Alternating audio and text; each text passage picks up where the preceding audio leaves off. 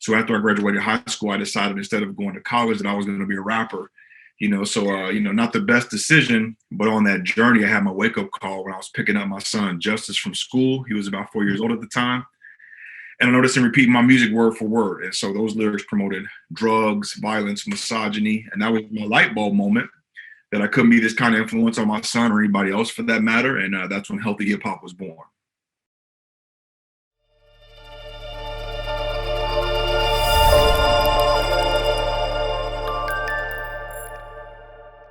Welcome to Bourbon Friday. I'm your host, the founder of Tenacity, Erik Lutenegger, and it is my great pleasure to have Roy Scott, the founder and CEO of Healthy Hip Hop. Welcome, Roy. Thanks, Eric. Glad to be here, man. Excited. I know we were supposed to do this a long time ago, but pandemic kind of pushed us back. To be. Pandemic, you were traveling around for other things too. Yeah, no, I'm glad we're finally able to do this. So I guess we should just start out. Tell me about Healthy Hip Hop. For sure. So Healthy Hip Hop, our North Star is to become an urban Disney, so like an iconic children's brand. And what we do is we take the hip hop beat and then marry that with the positive message that focuses around education and health and wellness, and found success with using that as a learning tool to improve, student learning environments for children. So this kind of started with my love and passion for hip hop as a kid and was really influenced by the culture. I didn't have a lot of guidance around me. So after I graduated high school, I decided instead of going to college that I was going to be a rapper, not the best decision, but on that journey, I had my wake up call when I was picking up my son Justice from school. He was about 4 years old at the time. And I noticed him repeating my music word for word. And so those lyrics promoted drugs, violence, misogyny. And that was my light bulb moment that I couldn't be this kind of influence on my son or anybody else for that matter. And that's when Healthy Hip Hop was born. Sure. So, I guess talk to me a little bit about, obviously you're talking about your kid and that, that's a super personal connection, right? But talking to me about that community at large and hip hop and community at large, were you seeing problems with that and sort of like where hip hop might not necessarily be driving that, but certainly the ideas that are being driven from that? Yeah. So kind of as I mentioned, like with my own personal stories, like I was like really strongly influenced by, hip hop culture. I wanted to be in the streets. I wanted to, be in I put myself in a lot of bad environments. I'm not gonna put all the blame on hip hop, but the music was a strong influence on me. And so Healthy Hip Hop essentially wants to take hip hop like back to its roots, where, it was born in New York in the 70s. There was a lot of, drug, abuse going on. There was, gang violence, etc. There was a lot of poverty, and hip hop was kind of born from a place for kids to come together, and not just children, adults and young adults to come together to celebrate culture, to dance. Kind of the five elements of hip hop, which is MCing. So they were rapping, it was DJing, they were playing live music. There was the break dancing, which now we kind of just communicated that as just dancing. Knowledge was the lost element, and then I think graffiti was the last one. So we kind of tied graffiti into art. So essentially, we want to take it back to its roots, but keep it culturally relevant to today's sound and today's vibe and energy. And so the actual company itself, Healthy Hip Hop, when we first started, it was quite the transition. So, basically, I was coming from doing like gangster rap to now I'm doing hip hop music for kids. So that's quite the, swing of the spectrum. And so that actually was kind of our edge to start. Is our music, it sounded relevant to what was happening like on the radio and in the streets, like people loved it, but it was, all the messaging was clean for kids. So it started with the music. It evolved to live events. We had did over 1,500 live shows. Wow. We reached hundreds of thousands of children. Started building out some curriculum, doing professional development, found some success in the education space where teachers were starting to use Healthy Hip Hop.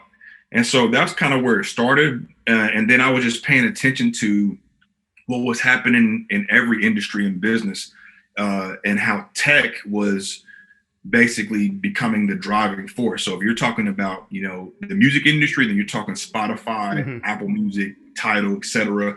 You're talking about the film industry, you're talking Hulu, Netflix. You can go down the range. If you're talking about the automotive industry, you're talking Lyft, Uber, Turo. And so I was seeing that I knew we had to make the pivot to the tech space to really have a scalable business model. Mm-hmm. And so we did some deep customer discovery, really seeing where teachers and parents were engaging with us, because we really weren't even thinking about the education space to start. But we seen where educators were using healthy hip hop to start their day for like morning energizers, brain breaks to get their kids up and physically active throughout the school day and help them get focused in on the lesson plan and using it as curriculum support.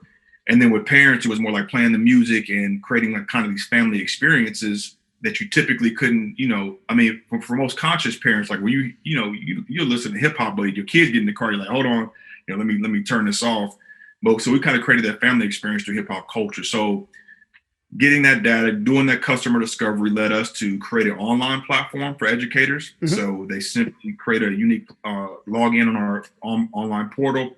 They have access to our content and our educational resources that they live stream to help, again, get their kids focused and engaged and kind of improve those learning environments.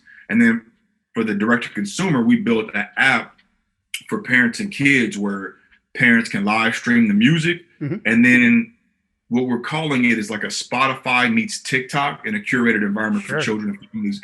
And what that means is the Spotify is you can stream music exclusively in our app that you can't get anywhere else. That's the Spotify functionality with the streaming of the music. And then it meets the TikTok, where now these kids can create their dance challenges and create these rap challenges to our music, but in a more secure network for children and families. So that was also driven by my kids, because I have a 12-year-old daughter who loves TikTok, but the problem was it was still social media. So anybody could access her. She was exposed to a lot of content she shouldn't be exposed to. So we created this safe circle technology. So now when they publish and share their content, it's only shared within their network of family, friends, and educators. Sure. Yeah, and when I saw that you had added that TikTok functionality, I was like, oh God, that's so smart. Like, because kids would love that, and just being able to have that little feature where they could create, that is a great idea. I love that, man. No, I appreciate it. Yeah, and this is the first generation of fully native internet and social media using children.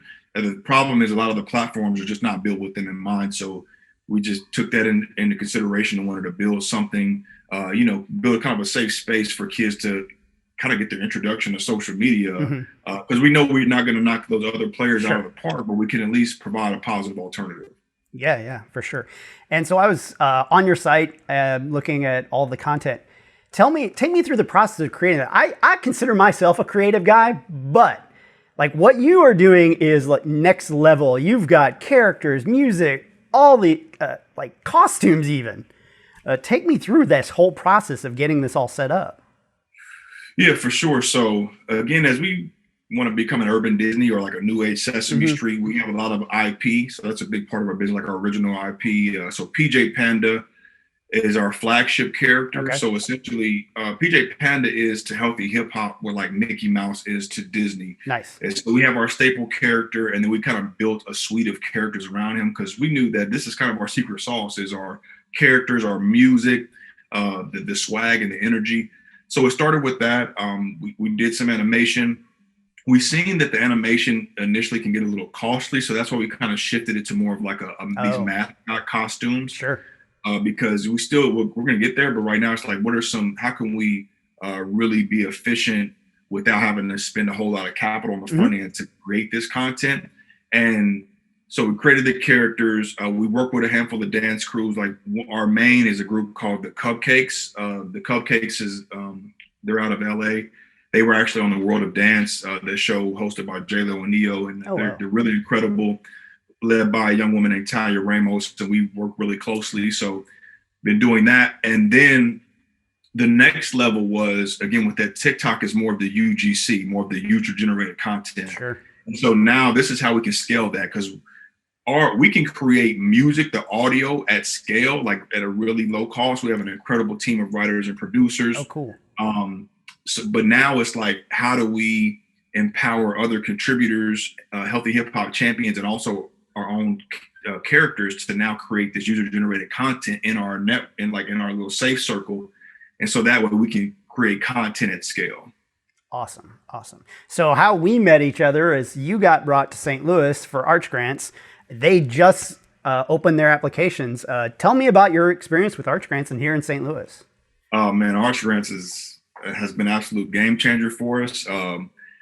Everything, like, it's so welcoming, because it's basically when you get accepted into Arch Grants, you're essentially getting like stamped and greenlit within the St. Louis entrepreneurial ecosystem, which is thriving, and like, just there's so many great things happening, great people here, great companies, and great opportunities.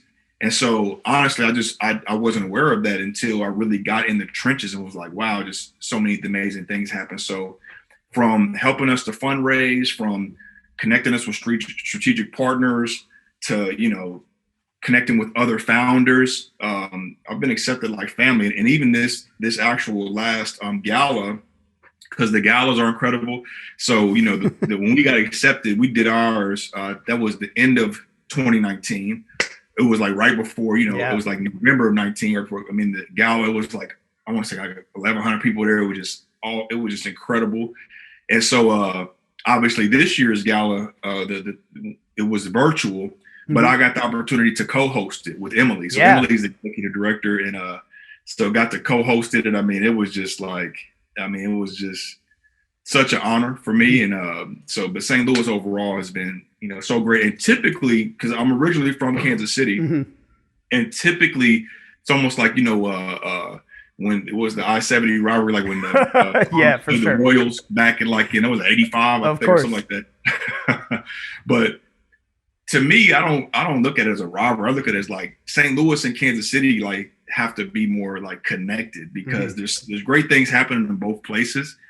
And St. Louis is just really like it's progressive. There's a lot of good things happening. So I looked at it as like, not necessarily like there's no rivalry. It's like, man, this is family, and that's how I was treated. I was brought right in. So I'm so thankful for the Arch Grants. It's been and I'm still part of the family. I'm part of the family forever. But Arch Grants has been nothing but uplifting to us. Especially more than just the investment, but like I said, the human capital has been incredible. Sure. Yeah, and I mentioned it when we started out. We were having some issues getting you scheduled on the show because you also got accepted to Techstars. And I've heard a lot about that program. I've had a friend of mine come out of there, Melanie from Alirasoft. A previous company, they won an Arch Grant. Tell me about that experience, because you were also then you got introduced to the Atlanta market too. Yeah, absolutely. So the Arch Grants happened, and then Techstars kind of happened like almost a little bit just right after that. Yeah. And I was open with my communication, and everybody was like, hey, listen, definitely got to take advantage of the opportunity. Sure. We were flexible to make everything work. But Techstars was big for us also because it's essentially, Techstars is like one of the top when it comes to business accelerators. You're going to get like Techstars, you got Y Combinator, you get a handful of them that are like, the top ones. And so being able to get accepted gave us validation. It's like, okay, they believe in us. We're a tech company that's on the rise, because they really, it's the, cream of the crop. It's a tough, process to get accepted. So that validation was incredible to start. And then also, the Atlanta market, when you're talking about hip hop and, hip hop culture, there's a lot of activity there, and there's a lot of opportunity in the Atlanta market. So we were, again, really grafted in and plugged in right away. Now, it did present some challenges because, we're a month and a half in and then COVID hits. And so essentially everything got pushed virtual, but we still made the most of it. So, typically, and, there's got this 3-month window to really get as much done as possible. So you set some, KPIs, and you're like, let's go. Let's get as much traction as possible. To complete that, really connect with key mentors, investors, and advisors, and then do the demo day. And it's like, okay, now let's set you up to raise follow-on capital so you can really, grow the company. And just the people I connected with through there, as far as like my mentors, the investment opportunities, it was incredible for us. So we were grateful for that opportunity. Okay, great. So one thing I do want to talk to you a little bit about, and I know you've got a Republic campaign coming up, but I do want to talk a little bit about sort of the issues as a Black founder within venture capital. We're talking like 2.5% going to Black founders. And if you look at Black women founders, we're talking 0.5%. Yeah. Yeah. Yep. It's crazy. So do you have any thoughts on that, or what we can do to fix that? Obviously, there's one thing: you could start writing checks. Yeah. Well, you see some of that starting to, some of those, systematic, issues are starting to change. So, it's small, but it's starting to change. And what triggered that, honestly, and I'll kind of some of my personal experience, but I'll kind of tie into that. But what triggered it big time was, the untimely and unfortunate incident with George Floyd. God rest his soul. So, when I came out of the Techstars program, obviously COVID was in full force, and it presented some better opportunities because it was like, now I can meet with any investor, virtually, even though it's still not quite the same connectivity as if you're in person to exchange that human, energy and those vibes. But it's still, so now it's like I can meet with anybody. But the problem was initially, most investors were kind of like, hold on, we're not doing anything. Let's just talk. But right now, we don't know where things are going. Let's hold off. So it was slow to start. And then, the George Floyd incident hits. And once that hit, it was like it was kind of a wake up call for a lot of people, to see like, wow, like, how could this take place? And then that triggered a lot of funds basically really saying, okay, you know what, we're going to commit to, really investing in underrepresented founders, black and brown founders, especially Black women founders, because you kind of presented some of those stats. And so then, a shift started to take place, which is still kind of taking place. So you're seeing a lot more funds, specifically dedicating money to underrepresented founders, Black and brown and women founders. And you're seeing new funds just kind of being created that specifically focus on that. And at the end of the day, it's still challenging. Raising money is just challenging, period. It's a full-time job. And, but it is good to see that things are, starting to shift. And that's what it's all about, just the small things, one step at a time. And my outlook has always been, even before, any of this, was like, listen, there's going to be additional obstacles, obviously as a founder of color, but that to me was like, it doesn't matter. I'm going forward, and I'll face those obstacles, and I'm going to face them, with my purpose, passion, and perseverance. And you're going to get told no quite a bit, but you just got to keep moving forward. But overall, excited to see the shift in the culture, and like you said, because those numbers are staggering. There's billions of dollars floating out there, but a lot of it has not been, pushed to Black and brown artists, women founders, because just women founders, period, have been underrepresented. So it's exciting to see things starting to change. It definitely is. Yeah. The way you were talking about it being hard. Look, starting a business is hard. I don't care who you are. But I can't even, obviously I cannot imagine trying to do that as a person of color, because I'm not. But I look at even doing shows like this, I'm like, yeah, man, none of this is easy. We need to start, maybe VCs need to start doing the less easy thing. Yeah. Right. Well, because the thing is none of it's easy, but like I said, there's definitely additional layers that get added on to that. Yeah. And if you take it back, like, I'm not gonna get too deep into it, but just historically, if you just look at at it in that context, like, from, slavery to segregation to even the systems that are kind of were initially put in place, they were not advantageous, for Black and brown, people, period. And so that's what I say, you see some of the systematic things that kind of still exist. But like I said, now it's exciting to, it's just going to be step by step. People are recognizing, like, people in positions of power and people they're recognizing that. And that's what it takes, the people going to bat for you and things starting to shift. So like I said, just one step at a time, one day at a time. Just, you got to make this. Yeah, no, of course. Yeah. And we don't have to go down that. Like I said, that's a whole nother. That's a whole different thing. Exactly. But, we can have a couple drinks the next time you're in town, and maybe we can have that discussion, not on camera. Yeah, exactly. So, as I mentioned, you are actually doing something.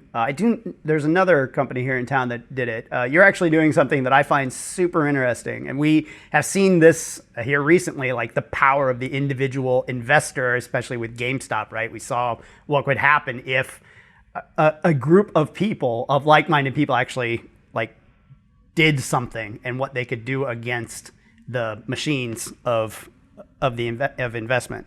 So you're actually doing something with Republic, and you're having a Republic campaign. First, we should probably can you explain what Republic is to people? Absolutely. And so Republic is what they call Reg CF, so it's regulated crowdfunding. So you can think of it, because when you think of crowdfunding, you typically may think of like Kickstarter or Indiegogo or something along those lines. The difference is this is specifically for like startup companies or even some established businesses. And when you invest or when you put your money up, it translates to shares or stocks in the company. So now what they're calling is like being a retail investor. So that's the difference. So that's why it's called, the regulated crowdfunding. So now if I see healthy hip hop and I like it, I believe in the founder, I believe in the product and the mission.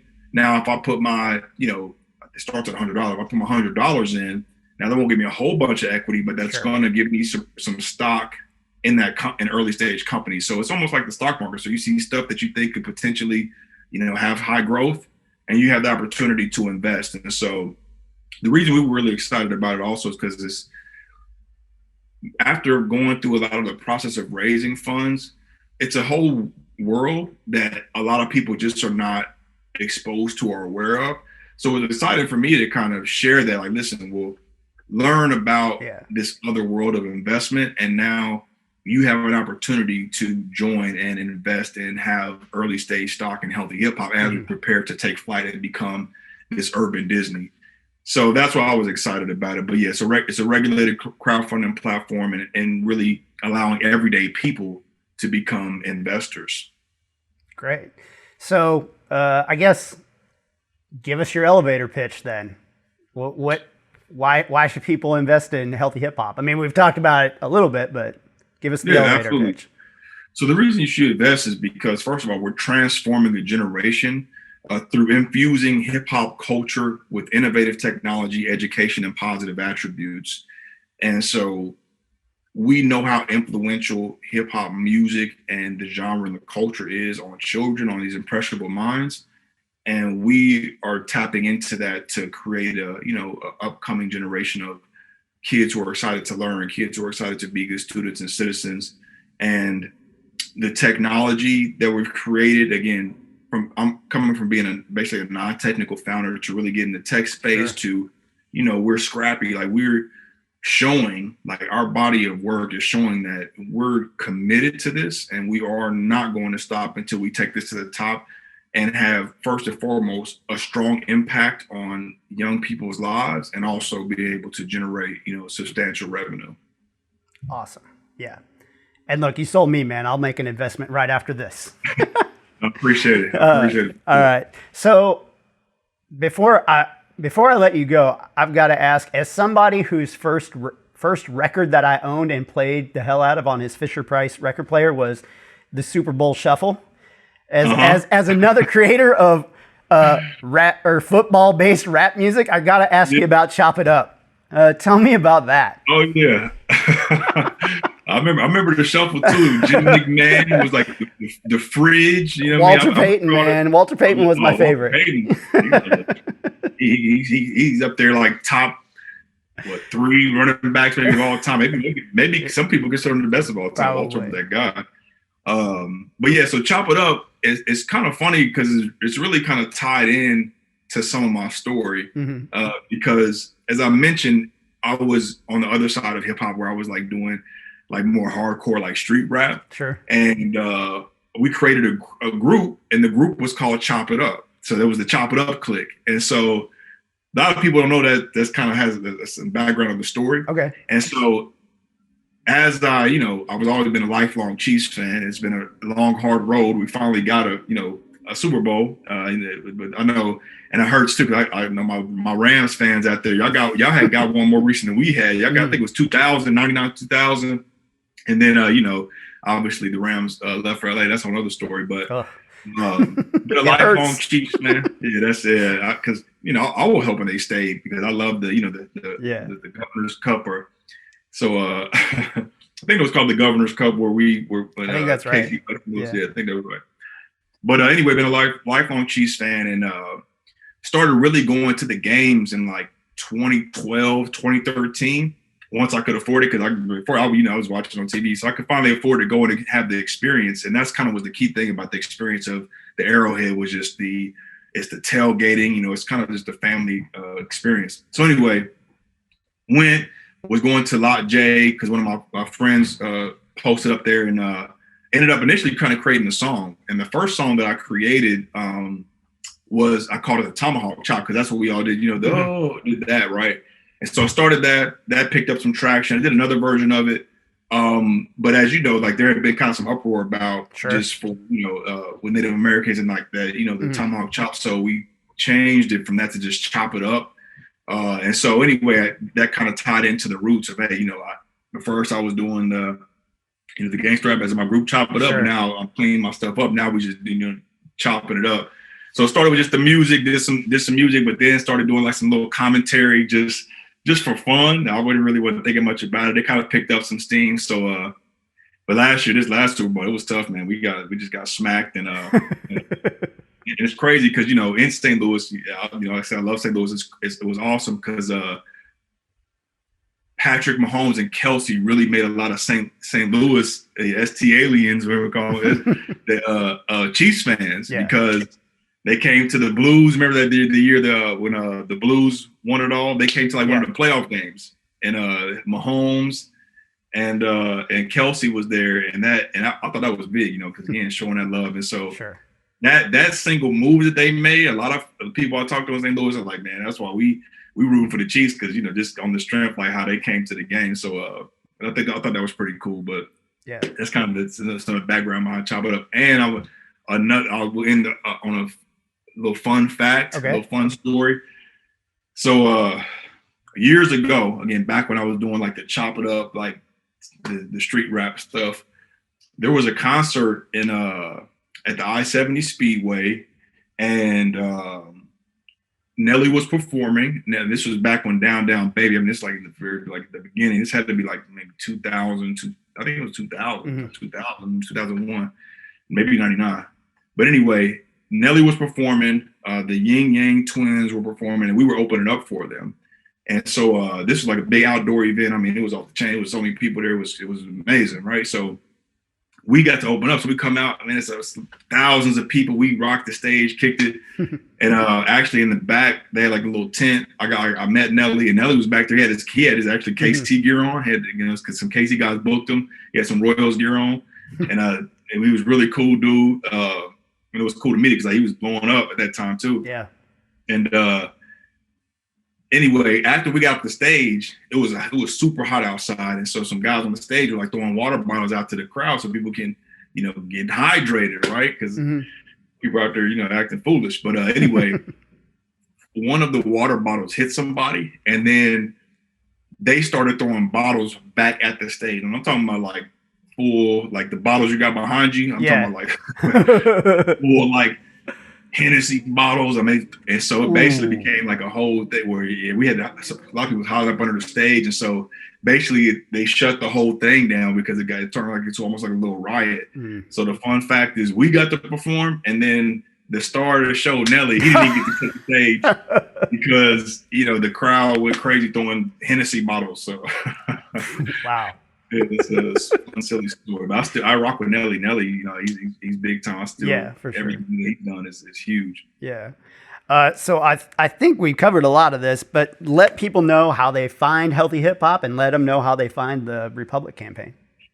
Absolutely. So you can go on our social media. It's all just Healthy Hip Hop, just one word. Twitter is healthy_hip_hop.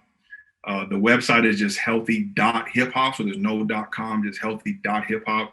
we can encourage you to go there. Also, you can download the app. So right now the app is free. And so go check out some of this incredible music, download the Healthy Hip Hop app. You can just search Healthy Hip Hop in the iOS or Android store. But yeah, that's the way you can reach us. And our Republic campaign is tied into our social media. So you can either go right to Republic and search Healthy Hip Hop, or you can see the links within the bios there. And any support would be greatly appreciated. Awesome. Great. Well, thank you very much, Roy. Just to introduce what I'm going to do next on the show, I'm going to be talking about, since you're here and in music, I'm going to be talking about like musical and musicians' influence in the spirit world. And I may, if I can find it, be doing a little bit of tasting of Virginia Black, which is the brand that is owned by Drake. And if I can find it in St. Louis, it's having a little trouble with that. But thank you so much, Roy, for doing this. It was a great time. And thanks for everything you're doing for the community, man. Absolutely, man. Appreciate you so much. All right. Have a good one. You too.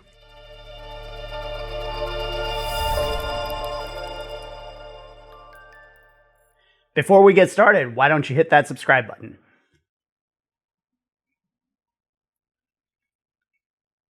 Done? Great. Today we are talking about spirits and music. Obviously, we know that spirits have appeared in songs from Amos Milburn's song, One Scotch, One Bourbon, One Beer, which was redone by John Lee Hooker and then by George Thorogood, to Billy Idol being inspired by a party with the Rolling Stones to write Rebel Yell after the booze they were drinking, and of course, to Snoop, sipping on gin and juice. But I really want to talk about musicians involved in spirits and liquor brands. A couple of years ago, we talked about Heaven's Door, the whiskey that Bob Dylan partnered with the founder of Angel's Envy to create. But that's hardly the only musician to lend their name or collaborate.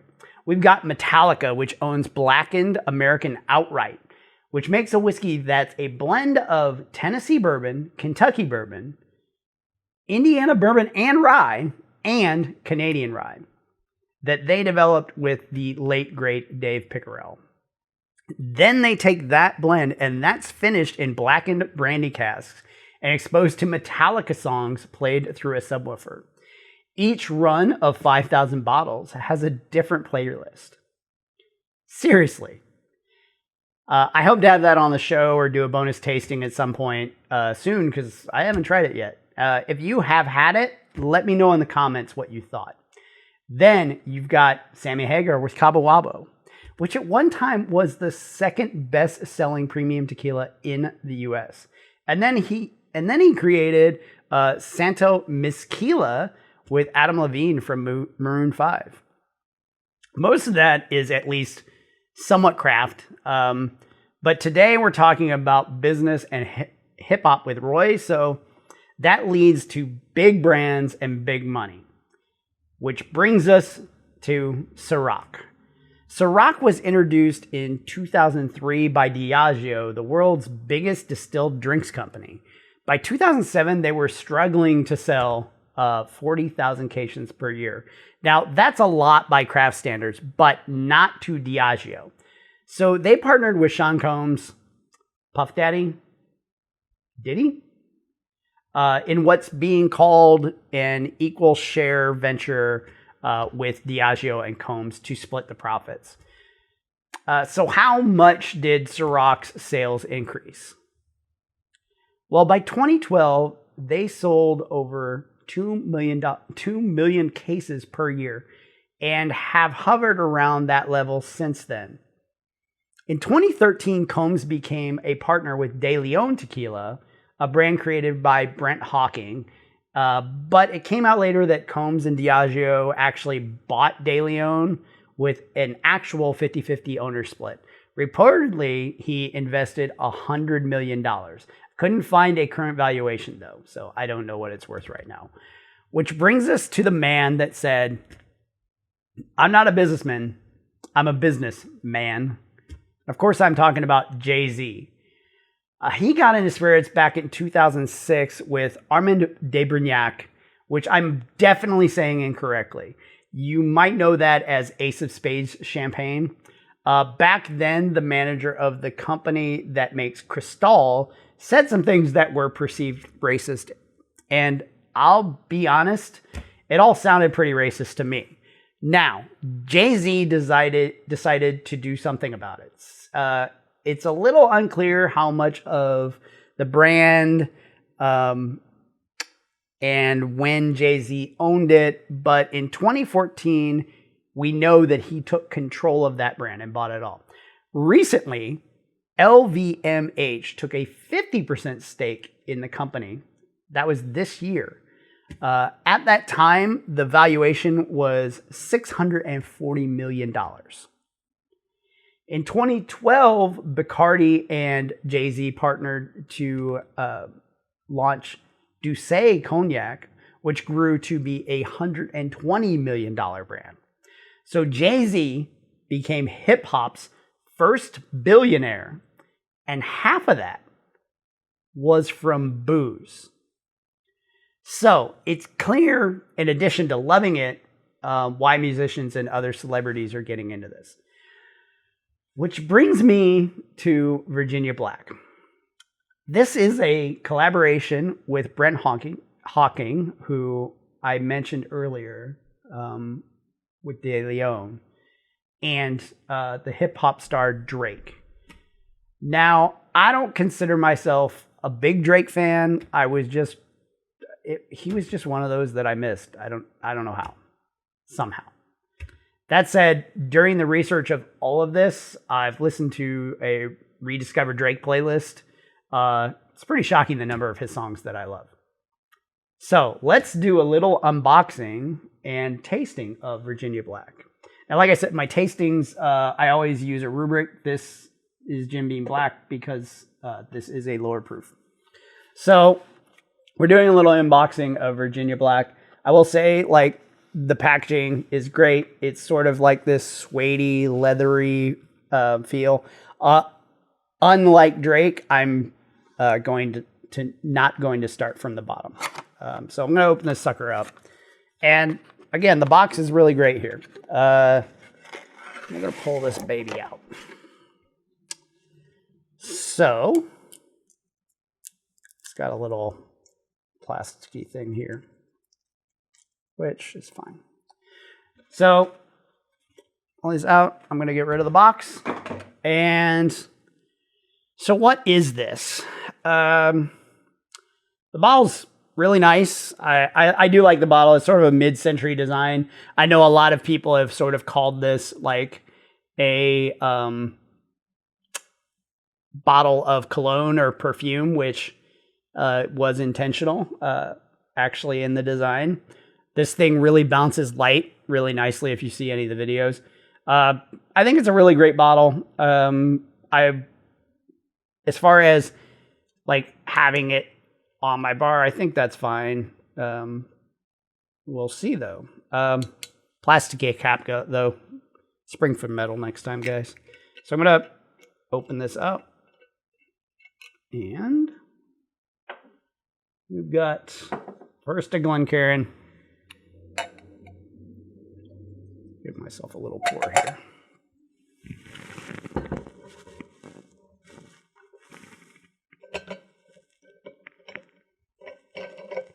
All right. On the nose, you're getting some of the bourbon-y notes. There's a little funky corn there. But so what is it? It is a blend of 2, 3, and 4-year-old high rye bourbon from MGP. MGP, which just acquired Luxco that makes Rebel Yell. Now, it's said to be finished with a decadent profile. I'm not exactly sure what that means. But most people think it means like sweetened or flavored. It's probably why it says American whiskey on it rather than bourbon. So, yeah, I mean, it's not full bourbon flavor. It's a little funky, maybe, and I think you can tell that it's a little young, but I'll give her a go.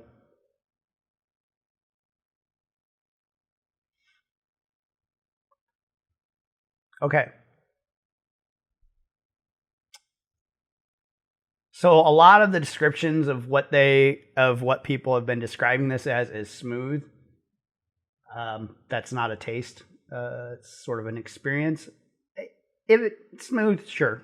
It's a little, I would say maybe the viscosity is a little thicker than the Jim Beam Black.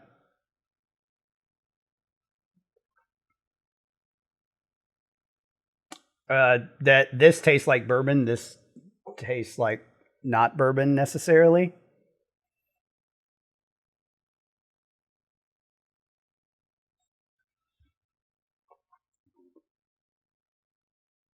It's not bad.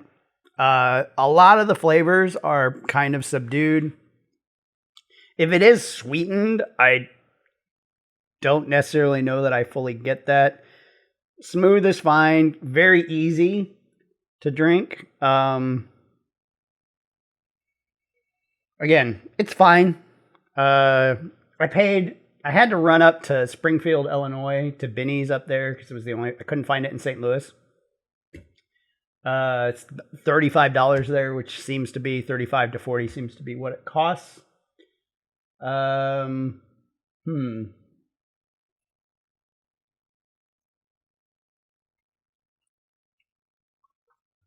There I got a little bit of vanilla out of it.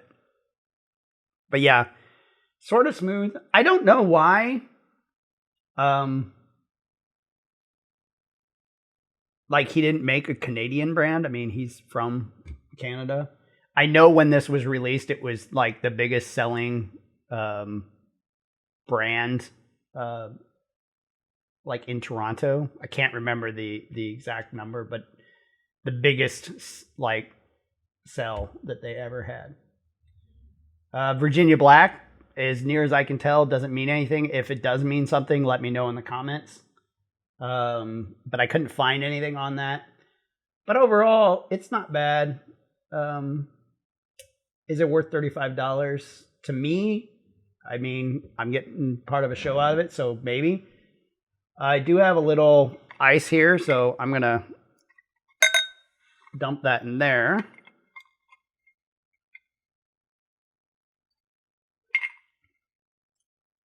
Well, that pretty much loses everything. So I'm going to pour a little bit more in here, because maybe I'm getting a little melt water. Okay.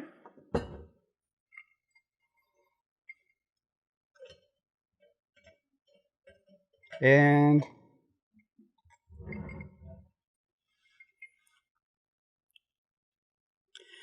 yeah, well, you still get the alcohol. It does stand up to the ice a little bit, and it's good. I would be interested, which I'm not going to do right now. I'd be interested just to take this and maybe like just some bitters, and I bet you get pretty close to an old fashioned.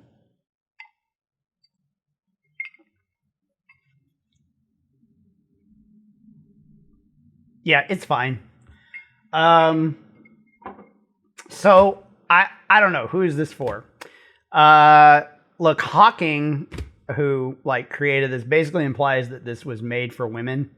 But if I brought this out to the women I know, they would look at me like I was crazy. Also, there's something about that guy. I don't know. But who's it for? Well, if you like nice looking bottles, kind of pretty bottles, you know, this might be something to have on your bar. It's kind of maybe a conversation piece. If you like Drake or you know somebody that likes Drake, maybe this would be good for them. And a cool thing to have. I'd say it's pretty easy drinking. So maybe if somebody wasn't like a whiskey drinker, and you know they wanted to expand it out, and you know you could try it. Yeah, it tastes. There's a little young funk in it. I didn't get the sweetness that everybody else seems to be getting. It's easy. Like you could drink a lot of that. Like you could drink half a bottle of that, no problem. Is it worth $35? Is it better than Jim Beam Black? No, it's not better than Jim Beam Black. But I guess that's kind of what I think of that thing. You know, when we start having events again at Kovo, I'm sure I'll put that on the bar and see what other people think of that thing. I doubt I'll spend much time drinking it myself. But, I mean, it's a decent looking bottle.